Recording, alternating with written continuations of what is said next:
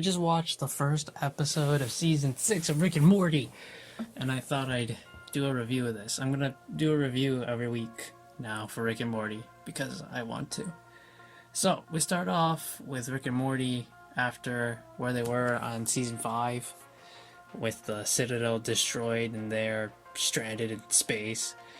It's been, I think, 2 weeks is what they said.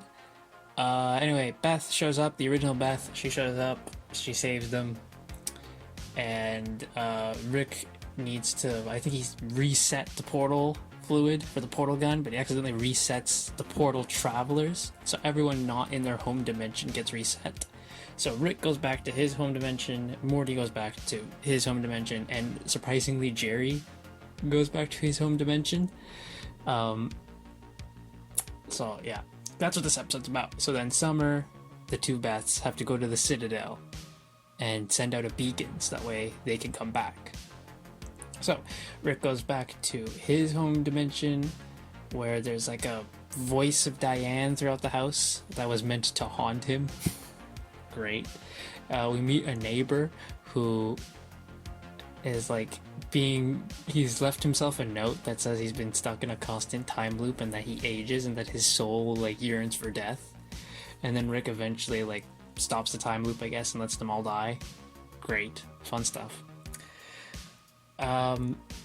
Morty is in, of course, the original Earth from the beginning of the show. The Beth and Summer of that world are dead now, obviously, because the last time we saw his original family, they were frozen by the Citadel. Apparently a mutant licked them free, but Beth and Summer died. So it's just Jerry being Jerry. That's cool.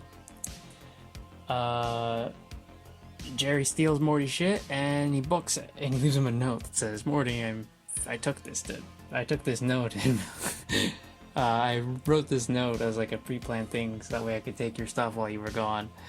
And then Morty catches up with Jerry, and Jerry's just like, "I don't care anymore, really." Which is nice. It's not nice. And then Morty's crying. Poor Morty. Rick eventually takes a ship that he had in his garage and uses the beacon that Summer, Beth, and the two Beths have used to find where Morty is. He also figures out that, I can use this to find the Rick that killed my family. So he goes to the original Earth with Morty, and we find out that the Rick that killed his family is Morty's Rick.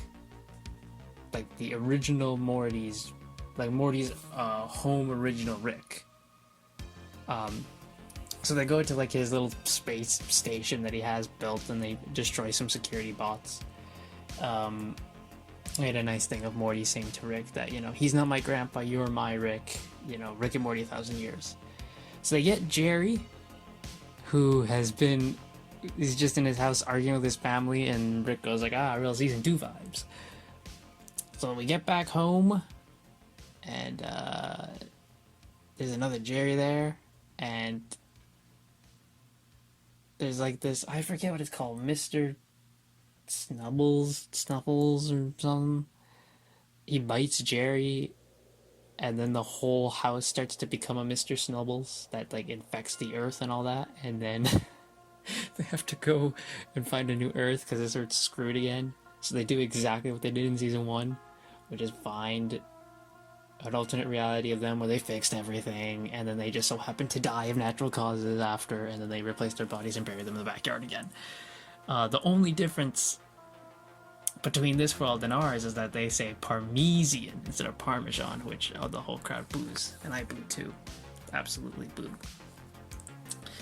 And we just end with Morty telling Rick, Morty asking Rick, "I'm not bait or anything for this, right? For like my original grandpa?" And Rick's like, "No, don't, trust me, this guy does not care." And then as the episode ends, we get a post-credit scene of the original Jerry meeting this, we'll call him, what do we call him? Short hair Rick, sci-fi Rick, murder Rick. We'll go up with a name for him. Murder Rick we'll go with for now. And murder Rick gets his throat slashed by original Jerry, but it heals. He like almost instantly heals, and then he kills original Jerry. So overall, I love this episode. I thought it was great season opener. It was a nice concept. I also love how they always just dispel immediately what happened to the previous season's cliffhangers, just immediately dealt with, so we can get on with the episode. And I'm looking forward to what I believe will be this arc of building up to the Rick vs. Rick confrontation. So overall, I'm gonna give this episode. I really liked it, so I might just say 9 out of 10 and be like, set the bar high. And yeah, let me know what you guys thought of the episode in the comments down below, and see you